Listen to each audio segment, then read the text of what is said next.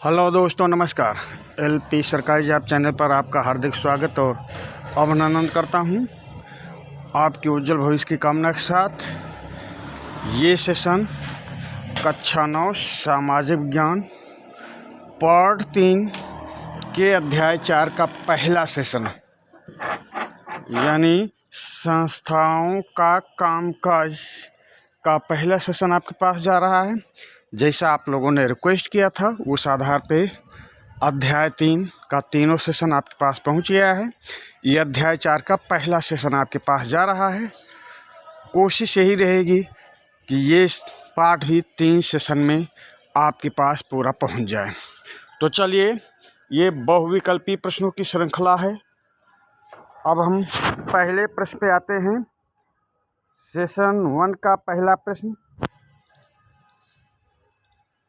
पिछड़ा वर्ग आयोग का गठन किस सन में किया गया था? पिछड़ा वर्ग आयोग का गठन किस सन में किया गया था? 1972 में, 1975 में, 1979 में या 1980 में? तो पहला पिछड़ा वर्ग आयोग का गठन कब किया गया था?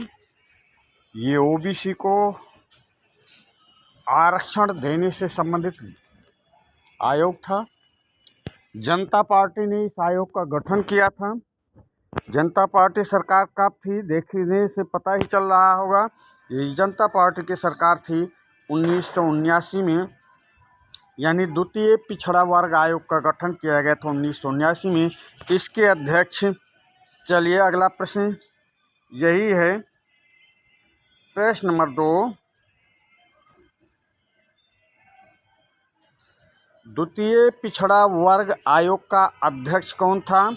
तो वीरप्पा मोइली थे, या के कस्तूरी रंगन थे, या पी एन भगवती थे, या बीपी मंडल थे? तो देखिए, यहाँ पर दो बातें समझें। एक आयोग गठित हुआ था 1953 में काका कालेलकर समिति, दूसरा बीपी मंडल समिति, तीसरा वीरप्पा मोइली की अध्यक्षता में गठित हुआ। पर कभी कभी उसको दूसरा मान लेते हैं, काका कालेलकर को छोड़ देते हैं। पर सीरियल से आपका है, पहले पिछड़ा वर्ग आयोग के अध्यक्ष काका कालेलकर आयोग, दूसरा बीपी मंडल आयोग, और तीसरा इस पर समीक्षा करने के लिए, द्वितीय पिछड़ा वर्ग आयोग पर समीक्षा करने के लिए 2005 में वीरप्पा मोइली समिति का गठन किया गया था। तो अब द्वितीय पिछड़ा वर्ग आयोग के अध्यक्ष कौन थे? ये थे बीपी मंडल।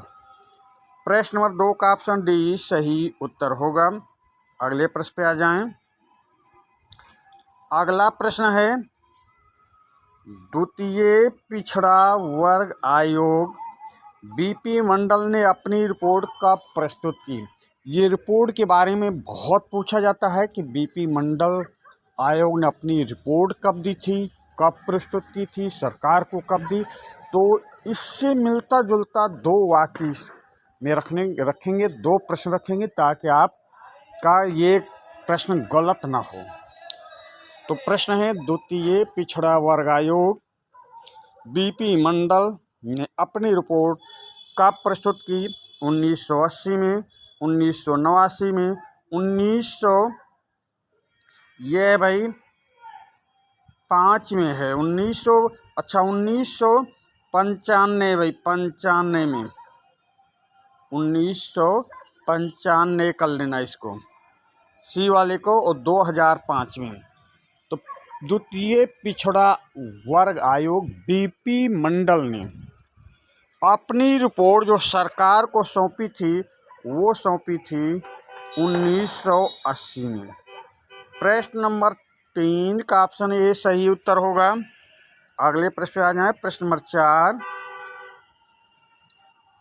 सरकारी नौकरियों में, प्रश्न को अच्छी तरह समझा करें। प्रश्न को अच्छी तरह समझ लेंगे तो समझ लीजिए 50% तो ये आशा है कि आप उत्तर कर ले जाएंगे। और अगर एक दो बार भी सेशन को देखा है तो आपका कोई भी प्रश्न गलत नहीं होगा। तो सरकारी नौकरियों में सामाजिक तथा शैक्षिक रूप से पिछड़े लोगों को 27% आरक्षण देना चाहिए। यह किस आयोग की रिपोर्ट में था? प्रश्न को फिर से, सरकारी नौकरियों में सामाजिक तथा शैक्षिक रूप से पिछड़े लोगों को 27% आरक्षण देना चाहिए। ये किस आयोग की रिपोर्ट में था? तो बलवंत राय मेहता समिति में था, या PN भगवती समिति में था, या सिंघवी समिति में था, या मंडल आयोग समिति में? यहाँ पे आयोग और समिति लिखने का कारण एक ही है कि ये कभी कभार तुम्हें मंडल समिति आ जाती है और कभी कभार आ जाता है मंडल आयोग। तो मंडल आयोग आए या मंडल समिति आए, आपका प्रश्न गलत नहीं होगा। तो सरकारी नौकरियों में सामाजिक तथा शैक्षिक रूप से पिछड़े लोगों के लिए 27% आरक्षण देने की बात कही गई थी मंडल आयोग या मंडल समिति में। प्रश्न नंबर 4 का ऑप्शन डी सही उत्तर होगा। अगले प्रश्न पे आ जाएं। प्रश्न नंबर 5, मंडल आयोग की सिफारिश को किस सरकार ने लागू किया था? मंडल आयोग की सिफारिश को किस सरकार ने लागू किया था? जनता दल की सरकार के प्रधानमंत्री VP सिंह ने लागू किया, जनता दल की सरकार के प्रधानमंत्री VP सिंह ने लागू किया, या कांग्रेस पार्टी की सरकार के प्रधानमंत्री राजीव गांधी ने लागू किया? देखिए, मतलब पूरी व्याख्या के साथ ये ऐसे प्रश्न हैं कि आपको बार बार एग्ज़ाम में मिलेंगे, कोई भी कंपटीशन में जाएंगे तब भी मिलेंगे, क्लास में कक्षा 9 के पेपर में भी मिलेंगे, कक्षा 10 के पेपर में मिलेंगे, अर्धवार्षिक में मिलेंगे, वार्षिक में मिलेंगे। तो ऐसे प्रश्नों को अच्छी तरह से विकल्प में ही इतना आपको तैयार करवा दूंगा कि आपका क्वेश्चन गलत नहीं होगा। फिर तीसरा है, भारतीय जनता पार्टी की सरकार के प्रधानमंत्री अटल बिहारी वाजपेयी ने, या जनता दल की सरकार के प्रधानमंत्री HD देवगौड़ा ने? देखिए, जनता दल की 2 सरकार के प्रधानमंत्रियों का नाम लिखा गया है इसमें विकल्प में। 2 जनता दल के 2 प्रधानमंत्रियों के नाम हैं, इसमें से ही एक प्रधानमंत्री होगा और वो होगा VP Singh. Option A, Janata Dal की सरकार के प्रधानमंत्री VP सिंह ने मंडल आयोग की सिफारिशों को लागू किया था। प्रश्न नंबर 5 का ऑप्शन ए सही उत्तर होगा। प्रश्न नंबर 6, राष्ट्र का अध्यक्ष कौन होता है? राष्ट्र का अध्यक्ष कौन होता है? प्रधानमंत्री होता है, या भारत का राष्ट्रपति होता है, या सर्वोच्च न्यायालय का मुख्य न्यायाधीश होता है, या लोकसभा अध्यक्ष होता है? प्रश्न नंबर 6, राष्ट्र का अध्यक्ष, जब राष्ट्र के अध्यक्ष की बात हो रही भाई, तो राष्ट्र का अध्यक्ष होगा भारत का राष्ट्रपति। प्रश्न नंबर 6 का ऑप्शन बी सही उत्तर होगा। देखिए, नंबरिंग में हर सेशन में नंबरिंग में त्रुटि हो जाती है। आप लोगों को नंबरिंग पे ध्यान नहीं देना है, प्रश्न पे ध्यान देना है। नंबरिंग सुधार कर लिखेंगे, नंबरिंग पे ध्यान नहीं देंगे। आपको प्रश्न की तैयारी करना है। अच्छे अच्छे प्रश्न आपके पास भेजता हूँ और उनके विकल्प भी इतने सरल शब्दों का प्रयोग करता हूँ कि आपको जल्दी कंठस्थ हो जाए। तो विकल्प पे ध्यान नहीं देना। राष्ट्र का अध्यक्ष राष्ट्रपति होता है। अगले प्रश्न पे आ जाएं। प्रश्न नंबर 7, भारत सरकार का वास्तविक अध्यक्ष कौन होता है? भारत सरकार का वास्तविक अध्यक्ष, देखिए, औपचारिक अध्यक्ष जो होता है वो राष्ट्रपति होता है। भारत सरकार का औपचारिक अध्यक्ष राष्ट्रपति, और वास्तविक अध्यक्ष कौन होता है देखते हैं। तो राष्ट्रपति के बारे में बता चुका हूँ। भारत का प्रधानमंत्री होता है या भारत का उपराष्ट्रपति होता है या भारत का सर्वोच्च न्यायालय का मुख्य न्यायाधीश होता है। भारत सरकार का वास्तविक अध्यक्ष कौन होता है? तो भारत सरकार का वास्तविक अध्यक्ष होता है भारत का प्रधानमंत्री, औपचारिक अध्यक्ष होता है भारत का राष्ट्रपति। तो प्रश्न नंबर 7 का ऑप्शन बी सही उत्तर होगा। अगले प्रश्न पे हो जाएं। प्रश्न नंबर 8, औपचारिक रूप से देश का सबसे बड़ा अधिकारी कौन होता है? देखिए, ऐसा प्रश्न को आपके सामने पेश कर रहा हूँ कि आपको जरा भी दिक्कत नहीं होगी। आपने यदि सही रूप से सेशन को 1 बार 2 बार 3 बार देख लिया तो आप गलत करके नहीं आएंगे। आपकी नज़रों से कोई भी प्रश्न बच नहीं पाएगा, आप सही उत्तर करके आएंगे। मिलता जुलता प्रश्न देखिए, औपचारिक रूप से देश का सबसे बड़ा अधिकारी कौन होता है? विदेश मंत्री होता है, विदेश सचिव होता है, राष्ट्रपति होता है या प्रधानमंत्री होता है? तो औपचारिक रूप से देश का सबसे बड़ा अधिकारी होता है राष्ट्रपति। प्रश्न नंबर 8 का ऑप्शन सी सही उत्तर होगा। अगले प्रश्न पे आ जाएं। प्रश्न नंबर 9, किसकी सिफारिश पर राष्ट्रपति अन्य मंत्रियों की नियुक्ति करता है? किसकी सिफारिश पर राष्ट्रपति अन्य मंत्रियों की नियुक्ति करता है? लोकसभा की सिफारिश पर, राज्यसभा की सिफारिश पर, उपराष्ट्रपति की सिफारिश पर या प्रधानमंत्री की सिफारिश पर? प्रश्न नंबर 9, किसकी सिफारिश पर राष्ट्रपति अन्य मंत्रियों की नियुक्ति करता है? तो लोकसभा की सिफारिश पर, राज्यसभा की सिफारिश पर, उपराष्ट्रपति की सिफारिश पर या प्रधानमंत्री की सिफारिश पर? तो ये प्रधानमंत्री की सिफारिश पर राष्ट्रपति अन्य मंत्रियों की नियुक्ति करता है। अगले प्रश्न पे आ जाएं। संसद के कितने सदन होते हैं?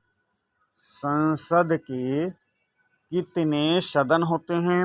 2 सदन, 3 सदन, 4 सदन या 5 सदन? प्रश्न नंबर 10, संसद के कितने सदन होते हैं? तो अंग की बात आ जाएगी तो 3 हो गए भाई, पर संसद के कितने सदन होते हैं? तो सदन होते हैं 2, लोकसभा और राज्यसभा। लोकसभा और राज्यसभा संसद के 2 सदन होते हैं। अगले प्रश्न पे आ जाएं। प्रश्न नंबर 11, संसद में किसे शामिल किया जा सकता है? देखिए, अभी ऐसा ही प्रश्न आया था, आपको बताया व्याख्या में। देखिए अब इस प्रश्न की व्याख्या। संसद में किसे शामिल किया जा सकता है? लोकसभा, राज्यसभा, राष्ट्रपति, उपर्युक्त सभी को। तो हाँ भाई सही है, उपर्युक्त सभी को शामिल किया जा सकता है, सभी को शामिल किया जाता है। प्रश्न नंबर 11 का ऑप्शन डी सही उत्तर होगा। प्रश्न नंबर 11 का ऑप्शन डी सही उत्तर होगा, उपर्युक्त सभी को। अगले प्रश्न पे आ जाएं। प्रश्न नंबर 12, संसद का निम्न सदन अथवा निर्वाचित संसद सदस्यों द्वारा किसका गठन होता है? संसद का निम्न सदन कहने का मतलब है, प्रश्न को अच्छी तरह समझें, संसद का निम्न सदन किसे कहते हैं अथवा निर्वाचित संसद सदस्यों द्वारा किसका गठन होता है। बात एक ही है, बस ऐसे ही प्रश्न को घुमा देता है बोर्ड और आप लोग चक्कर में पड़ जाते हैं, गलत करके चले आते हैं। देखिए 2 प्रश्न को एक साथ समेटा हूँ। संसद का निम्न सदन किसे कहा जाता है? लोकसभा को। अथवा निर्वाचित सांसद सदस्यों द्वारा किसका गठन होता है? लोकसभा को। तो हम बिना देरी लगाए लोकसभा पे आ जाते हैं। प्रश्न नंबर 12 का ऑप्शन ए सही उत्तर होगा। अगले प्रश्न पे आ जाएं। लोकसभा सदस्यों का कार्यकाल कितना हुआ होता है? लोकसभा सदस्यों का कार्यकाल कितना होता है? 65 वर्ष की आयु तक रहते हैं ये अपने पद पर, या 6 वर्ष तक ही रहते हैं, या 5 वर्ष तक रहते हैं, या 4 वर्ष तक रहते हैं? तो लोकसभा सदस्यों का कार्यकाल कितना होता है? लोकसभा सदस्यों का कार्यकाल होता है 5 वर्ष। प्रश्न नंबर 1, ये यहाँ पे 1 नहीं है भाई, ये प्रश्न नंबर 13 है, समझिए। प्रश्न नंबर 13 है, नंबरिंग गलत हो गया है, ये प्रश्न नंबर 14 है। तो प्रश्न नंबर 13 का ऑप्शन सी सही उत्तर होगा। अगले प्रश्न पे आ जाएं। प्रश्न नंबर 14 जिसको बताया, ये प्रश्न नंबर 14 है। प्रश्न है, धन विधेयक संबंधी एकाधिकार किस सदन के पास होता है? धन संबंधी एकाधिकार किस सदन के पास होता है? तो राज्यसभा के पास होता है, या लोकसभा के पास होता है, या विधान परिषद के पास होता है, या राष्ट्रपति के पास होता है? तो धन विधेयक संबंधित एकाधिकार किस सदन के पास होता है? तो धन विधेयक से संबंधित विशेषाधिकार होता है लोकसभा के पास। प्रश्न नंबर 2 का ऑप्शन बी सही उत्तर होगा। अगले प्रश्न पे आ जाएं। प्रश्न नंबर 15,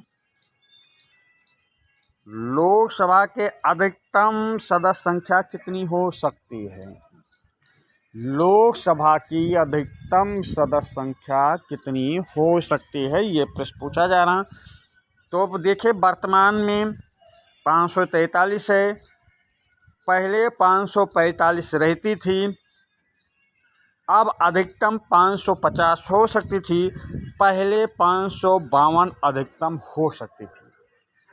अब इसको यहाँ पे समझने का प्रयास करें। पहले 2 सदस्य राष्ट्रपति द्वारा एंग्लो इंडियन लोकसभा में मनोनीत किए जाते थे।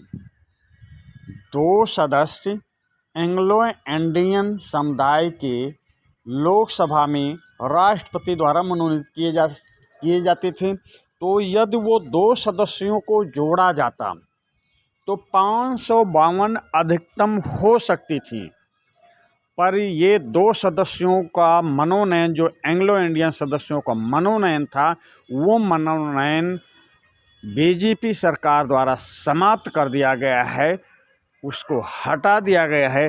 तो अब कितनी हो सकती है? 550 हो सकती है कितनी? 543। पर वो 2 सदस्य मनोनयन वाली बात आती तो 545 हो सकते थे। अगर 2 सदस्य मनोनयन वाली बात आती तो 543 के बजाय 545 रहते हैं। अगर 2 सदस्य एंग्लो इंडियन के मनोनीत किए जाते तो 543 जो वर्तमान में है, ये वर्तमान में रहती 545। अब 2 सदस्य समाप्त हो गए तो रह गए 543। अगर वो 2 सदस्य रहते तो 552 हो सकती थी, वो 2 सदस्य हटा दिए गए हैं, तो अब 550 हो सकती है। तो 543 7 550, 7 सदस्य कहाँ हैं भाई? इसके बारे में क्या सोचना है, क्या जानकारी है? तो ये सदस्य पीओके में चाय पी रहे हैं। पीओके जब भारत को मिलेगा तो ये सातों सदस्य वहाँ से चुने जाएंगे, समझ गए? तो अधिकतम सदस्य वर्तमान में कितने हो सकते हैं? तो वो हो सकते हैं 550। अगले प्रश्न पे आ जाएं। प्रश्न नंबर 16, भारतीय संसद के अस्थाई सदन का नाम बताइए। भारतीय संसद के अस्थाई सदन का नाम बताइए। तो विधानसभा, या लोकसभा, या राज्यसभा, या उपयुक्त सभी। तो देखिए, अस्थाई सदन होता है विधान परिषद और राज्यसभा। विधानसभा और लोकसभा तो निर्वाचित हैं, ये निर्वाचित हैं, तो ये अस्थाई सदन नहीं हो सकते हैं, क्योंकि अस्थाई होंगे तो निर्वाचन काहे का होगा? अस्थाई होंगे तो निर्वाचन ही नहीं होगा। ये अस्थाई हैं। अस्थाई कौन है? राज्यसभा। और जिस राज्य में विधान परिषद होगी उसके सदस्य भी अस्थाई होंगे। तो इस सदन अस्थाई सदन है, कभी भंग नहीं होती। पर इसके सदस्यों का कार्यकाल 6 वर्ष का होता है। हर दूसरे वर्ष 1/3 सदस्य रिटायर होते रहते हैं, पद मुक्त होते रहते हैं। तो प्रश्न नंबर 16 का ऑप्शन सी सही उत्तर होगा। अगले प्रश्न पे आ जाएं। प्रश्न नंबर 17, लोकसभा में कितने सदस्य राज्यों से चुने जाते हैं? ये लो भाई, ऐसा भी प्रश्न आ गया। लोकसभा में कितने सदस्य राज्यों से चुने जाते हैं? अब यहाँ गौर करने वाली बात है कि राज्यों से पूछा गया है, यानी राज्यों से भी चुने जाते हैं और संघ शासित प्रदेशों से भी चुने जाते हैं। प्रश्न को आप समझ गए। राज्यों से तो चुने ही जाएंगे, साथ में संघ शासित प्रदेशों से भी लोकसभा के सदस्य चुने जाएंगे।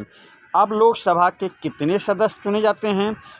530, 535, 540 या 545? तो प्रश्न नंबर 17 को देखें। लोकसभा में कितने सदस्य राज्यों से चुने जाते हैं? तो राज्यों से चुने जाते हैं 530 सदस्य। प्रश्न नंबर 17 का ऑप्शन ए सही उत्तर होगा, 530 सदस्य। अब तो आप इस प्रश्न 18 का तो आपको उत्तर आ गया होगा अपने आप। लोकसभा में कितने सदस्य संघ शासित प्रदेशों से चुने जाते हैं? लोकसभा में कितने सदस्य संघ शासित प्रदेशों से चुने जाते हैं? अभी आप पहले के प्रश्नों में पढ़े कि लोकसभा में कुल 543 सदस्य हैं। फिर आप पढ़े कि राज्यों से 530 चुने जाते हैं। तो 530 और 43 कितना अंतर है? 13 का। तो संघ शासित प्रदेशों से कितने सदस्य चुने जाएंगे? आप अगर ये गणित लगाएंगे, सही से तैयारी करेंगे, तो संघ शासित प्रदेशों से चुने जाएंगे 13 सदस्य। प्रश्न नंबर 18 का ऑप्शन बी सही उत्तर होगा। प्रश्न नंबर 19, वर्तमान में राज्यसभा में राज्यों से कितने प्रतिनिधि चुने जाते हैं? वर्तमान में राज्यसभा में राज्यों से कितने सदस्य चुने जाते हैं? तो ये 229 सदस्य, 12 सदस्य, 4 सदस्य या 245 सदस्य? तो चलिए भाई, वर्तमान में राज्यसभा में राज्यों से कितने सदस्य चुने जाते हैं? तो वर्तमान में राज्यसभा में राज्यों से कितने सदस्य? 229 सदस्य चुने जाते हैं। प्रश्न नंबर 19 का ऑप्शन ए सही उत्तर होगा। अगले प्रश्न पे आ जाएं। आप अगला देखें। वर्तमान में कितने सदस्य राज्यसभा में केंद्र शासित प्रदेशों से चुने जाते हैं? देखिए, लोकसभा वाला इसमें गणित नहीं लगा देना आप। जैसा बताया कि लोकसभा में 530 और प्लस 13 कर दो तो 543। तो यहाँ राज्यसभा में राज्यों से आपको पता चला 229, तो और होते कितने हैं? 245। तो 16 का मेथड नहीं लगा देना। 229 सदस्य और राज्यों से कितने चुने जाएंगे? तो देखते हैं, 4 सदस्य, 8 सदस्य, 12 सदस्य या 16 सदस्य। तो देखिए, मैं पहले बता दिया 16 का मेथड नहीं लगा देना, 16 गणित नहीं लगा देना, क्योंकि यहाँ पर कुछ सदस्य जैसे लोकसभा में तो एंग्लो इंडियंस मनोनीत किए जाते हैं, तो राज्यसभा में 12 सदस्य राष्ट्रपति द्वारा विज्ञान, कला और साहित्य के क्षेत्र से मनोनीत किए जाते हैं। वो 12 सदस्य लेके 245 होते हैं। अब वो 12 घटा दो तो 229 और 12 कितना हो गया? 229 12 241 हो गया। हुए कितने? 245। यानी संघ शासित प्रदेशों से कितने चुने जाएंगे? 4। देखिए, 4 ऑप्शन ए में है। तो वर्तमान में कितने सदस्य, 4 सदस्य राज्यसभा में केंद्र शासित प्रदेशों से चुने जाएंगे? प्रश्न नंबर 20 का ऑप्शन ए सही उत्तर होगा। प्रश्न नंबर 21, राज्यसभा में 12 सदस्य किस क्षेत्र से राष्ट्रपति द्वारा मनोनीत होते हैं? देखिए, अगर आप प्रश्न को सही तरीके से समझेंगे, पढ़ेंगे, सेशन को बार बार देखेंगे तो आपको याद करने की ज़रूरत नहीं पड़ेगी। एक दूसरा क्वेश्चन एक दूसरे से मतलब जुड़े हुए होते हैं, एक दूसरे से उनका लगाव ऐसा रहता है कि आपको बिना मेहनत किए याद हो जाएगा। तो उसी से के संबंध में प्रश्न नंबर 11 देखें। राज्यसभा में 12 सदस्य किस क्षेत्र से राष्ट्रपति द्वारा मनोनीत होते हैं? तो कला के क्षेत्र से मनोनीत होते हैं, या साहित्य के क्षेत्र से मनोनीत होते हैं, या विज्ञान एवं समाज के क्षेत्र से मनोनीत होते हैं, या उपर्युक्त सभी क्षेत्र से मनोनीत होते हैं? तो आपका प्रश्न नंबर 21 का सही उत्तर होगा उपर्युक्त सभी क्षेत्र से ये सदस्य मनोनीत होते हैं, 12 सदस्य। तो प्रश्न नंबर 21 का ऑप्शन डी सही उत्तर होगा। प्रश्न नंबर 22 देखें। लोकसभा के सदस्य के रूप में निर्वाचित होने के लिए न्यूनतम आयु कितने वर्ष है? प्रश्न नंबर 22, लोकसभा के सदस्य के रूप में निर्वाचित होने के लिए न्यूनतम आयु कितने वर्ष है? 18 वर्ष है, या 21 वर्ष है, या 25 वर्ष है, या 30 वर्ष है? तो देखिए, 18 वर्ष मतदान की आयु है, 21 वर्ष पहले मतदान की आयु थी। 61वें संविधान संशोधन द्वारा ये आयु कम करके 18 वर्ष किया गया। 25 वर्ष और 30 वर्ष तो लोकसभा में निर्वाचित होने के लिए, लोकसभा का चुनाव लड़ने के लिए 25 वर्ष है, और राज्यसभा के लिए 30 वर्ष है। तो यहाँ पे लोकसभा की बात हो रही है, तो प्रश्न नंबर 22 का ऑप्शन सी सही उत्तर होगा। अगले प्रश्न पे आ जाए। प्रश्न नंबर 23, राज्यसभा के सदस्य के लिए निर्वाचित होने की न्यूनतम आयु कितनी वर्ष है? प्रश्न नंबर 23 देखें। राज्यसभा के सदस्य के लिए, राज्यसभा सदस्य के लिए राज्यसभा सदस्य के लिए निर्वाचित होने की न्यूनतम आयु कितनी वर्ष है? 25 वर्ष। ये बता दिया। लोकसभा के लिए है 23 वर्ष का कोई मतलब नहीं। 35 वर्ष ये राष्ट्रपति राज्यपाल के लिए है। 65 वर्ष सर्वोच्च न्यायालय के मुख्य न्यायाधीश या संघ लोक सेवा आयोग के अध्यक्ष या निर्वाचन आयोग का है। यहाँ जो 23 है ना, ये भाई 30 वर्ष है। जो 23 है ये 30 वर्ष है, और यही 30 वर्ष सही उत्तर होगा। यहाँ 23 नहीं, 30 के बजाय 23 टाइप हो गया है, 30 वर्ष है। प्रश्न नंबर 23 का सही उत्तर 30 वर्ष। चलिए अगले प्रश्न पे चलते हैं। प्रश्न नंबर 24, राज्यसभा धन विधेयक को मात्र कितने दिन विलंब कर सकती है?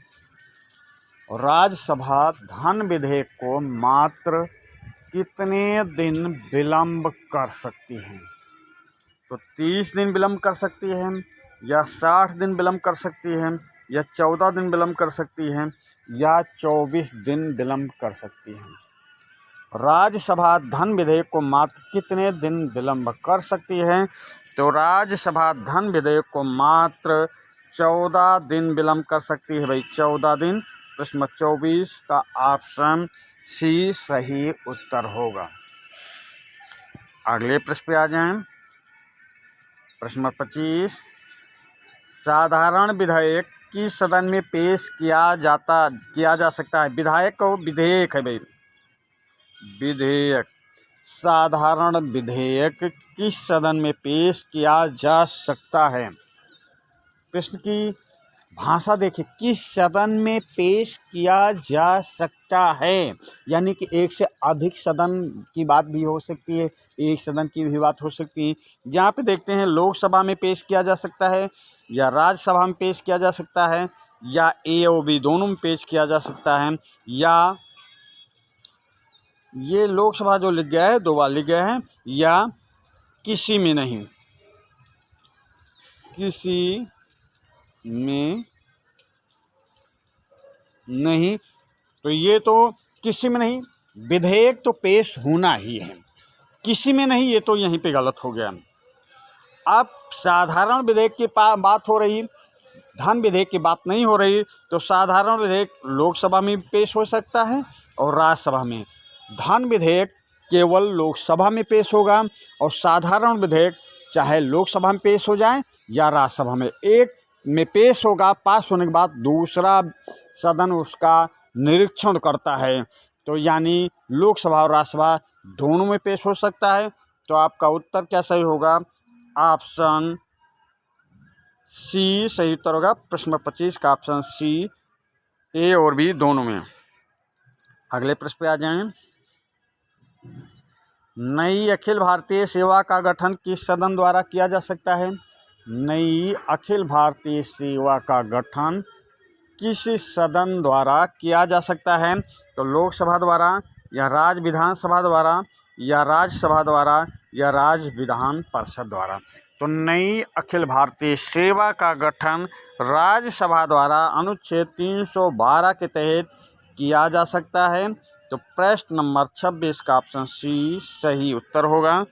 अगले प्रश्न पे आ जाएं। प्रश्न नंबर 26, केंद्र में सरकार का प्रमुख कौन होता है? केंद्र में सरकार की बात हो रही है, सरकार का प्रमुख कौन होता है? तो सरकार प्रमुख प्रधानमंत्री, या राष्ट्रपति, या गृह मंत्री होता है, या सूचना प्रसारण मंत्री होता है? तो केंद्र में सरकार का प्रमुख गृह मंत्री पे नहीं जाना भाई, राष्ट्रपति पे नहीं जाना, सूचना प्रसारण मंत्री पे नहीं जाना, केंद्र में सरकार का प्रमुख होता है प्रधानमंत्री। प्रश्न नंबर 20 का ऑप्शन ए सही उत्तर होगा। अगले प्रश्न पे आ जाएं। प्रश्न नंबर 27, किसके परामर्श पर राष्ट्रपति लोकसभा को भंग कर सकता है? प्रश्न नंबर 27, किसके परामर्श पर राष्ट्रपति लोकसभा को भंग कर सकता है? तो ये मुख्यमंत्री के परामर्श पर। मुख्यमंत्री की तो बात ही छोड़िए, क्योंकि विधानसभा से होता है, राज्यों में मुख्यमंत्री होते हैं।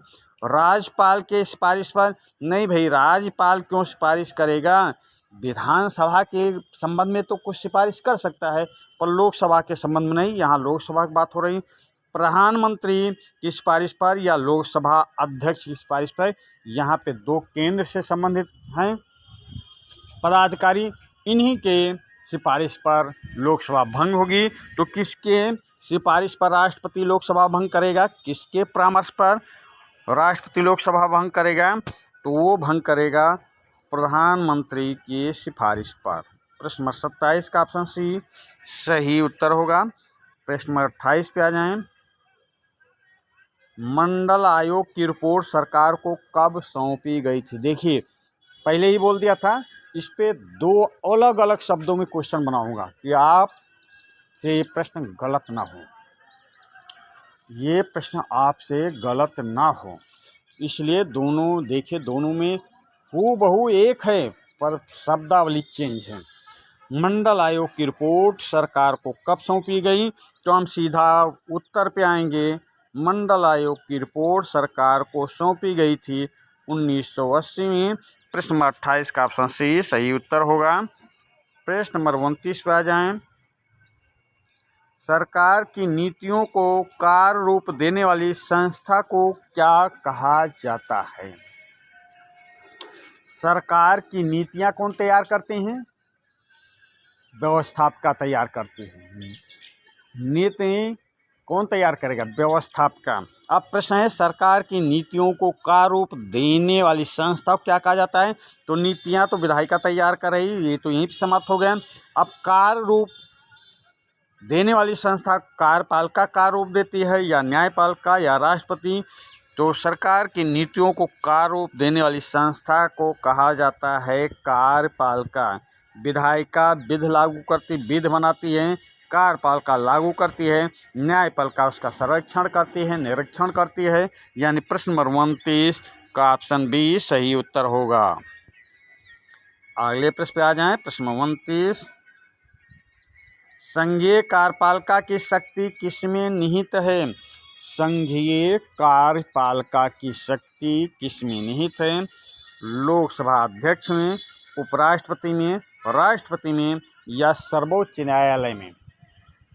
प्रश्न नंबर 29, संघीय कार्यपालिका की शक्ति किसमें निहित होती है? लोकसभा अध्यक्ष में, उपराष्ट्रपति में, राष्ट्रपति में या सर्वोच्च न्यायालय में? तो संघीय कार्यपालिका की शक्ति निहित होती है राष्ट्रपति में। प्रश्न नंबर 29 का ऑप्शन सी सही उत्तर होगा। प्रश्न नंबर 30, राजनीतिक कार्यपालिका या प्रतिनिधित्व कार्यपालिका किसे कहा जाता है? प्रश्न नंबर 30, राजनीतिक कार्यपालिका या प्रतिनिधित्व कार्यपालिका। राजनीतिक कार्यपालिका किसे कहा जाएगा? लोकसभा को। लोकसभा के सदस्य ही राजनीति करते हैं, लोकसभा में ही राजनीति होती है। लोकसभा जो गठित होती है वो निर्वाचित सदस्यों द्वारा यानी प्रतिनिधित्व द्वारा गठित होती है, तो इसको राजनीतिक कार्यपालिका या प्रतिनिधित्व कार्यपालिका कहेंगे। किसे? लोकसभा को। प्रश्न नंबर 30 का ऑप्शन ए सही उत्तर है।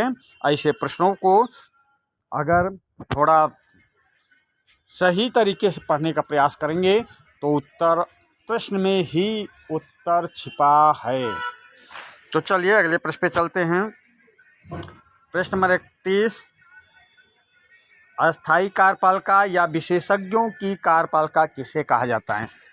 अस्थायी कार्यपालिका या विशेषज्ञों की कार्यपालिका किसे कहा जाता है? तो उप राज्यसभा को कहा जाता है, या राज्यसभा के उपसभापति को कहा जाता है, या राज्यसभा के सभापति को कहा जाता है, या लोकसभा को कहा जाता है?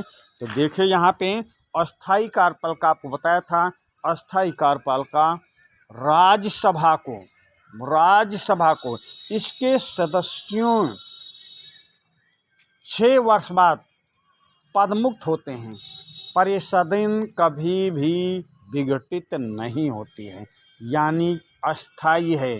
तो अस्थायी कार्यपालिका राज्यसभा को कहा जाएगा, अस्थायी लोकसभा कहा जाएगा, उच्च कार्यपालिका राज्यसभा कहा जाएगा, निम्न कार्यपालिका लोकसभा कहा जाएगा, विशेषज्ञों की कार्यपालिका राज्यसभा को कहा जाएगा और राजनीतिज्ञों की कार्यपालिका लोकसभा को कहा जाएगा। यहाँ पे भाषा वाली चेंज हो सकती है, पर आप उत्तर सही करना है, उत्तर की सही जानकारी आपको होना चाहिए।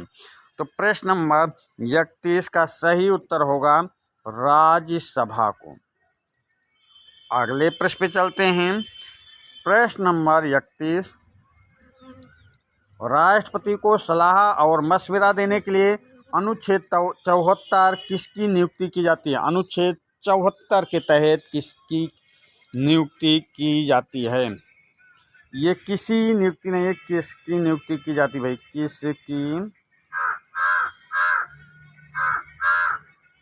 नियुक्ति की जाती है?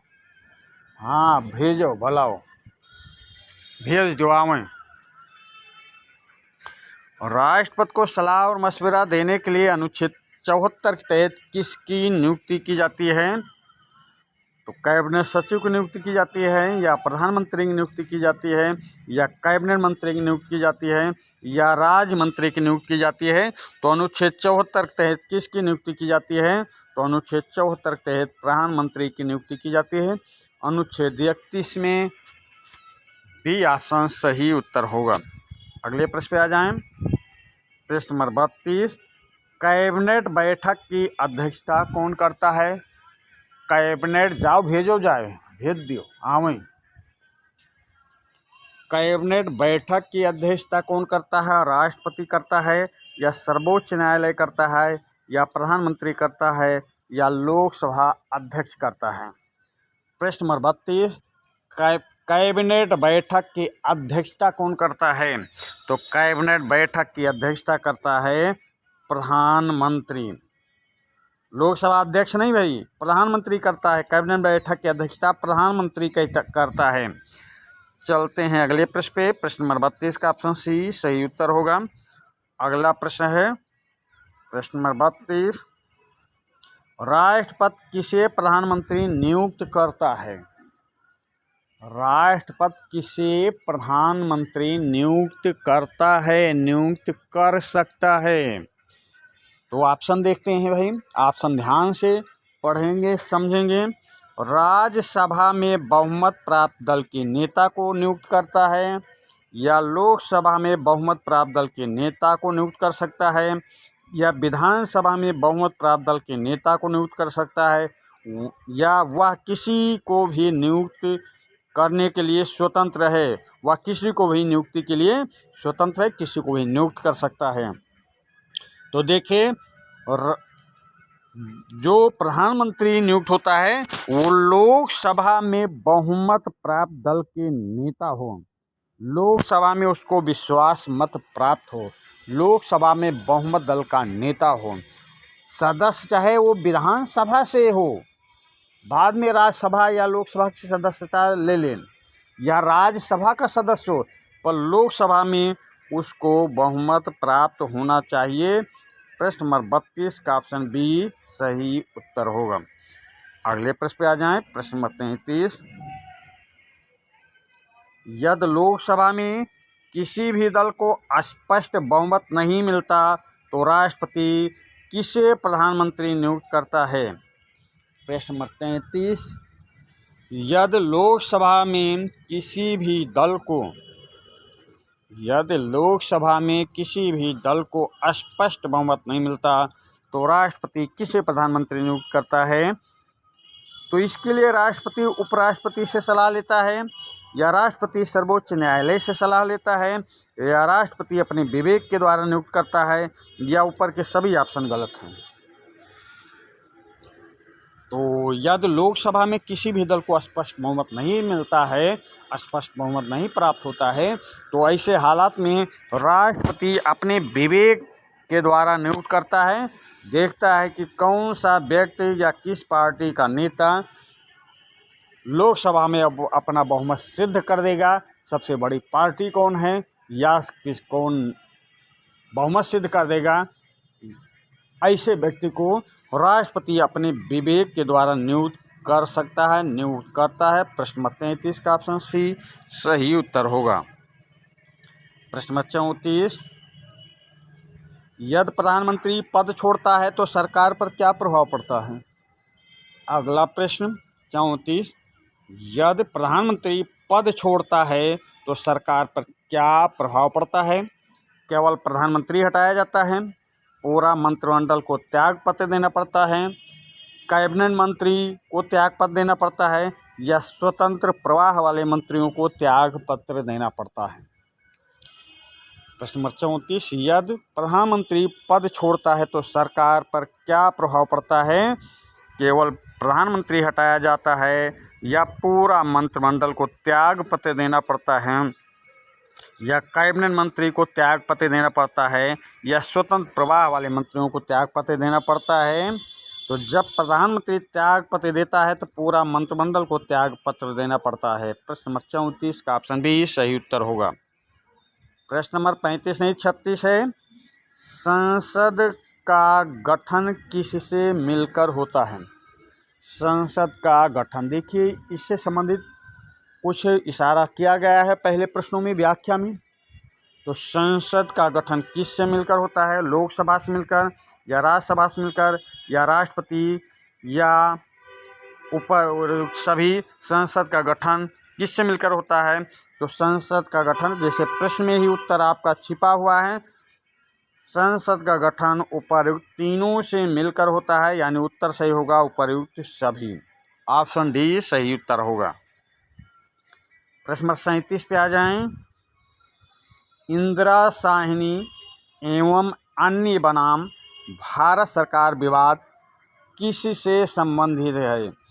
किससे संबंध है?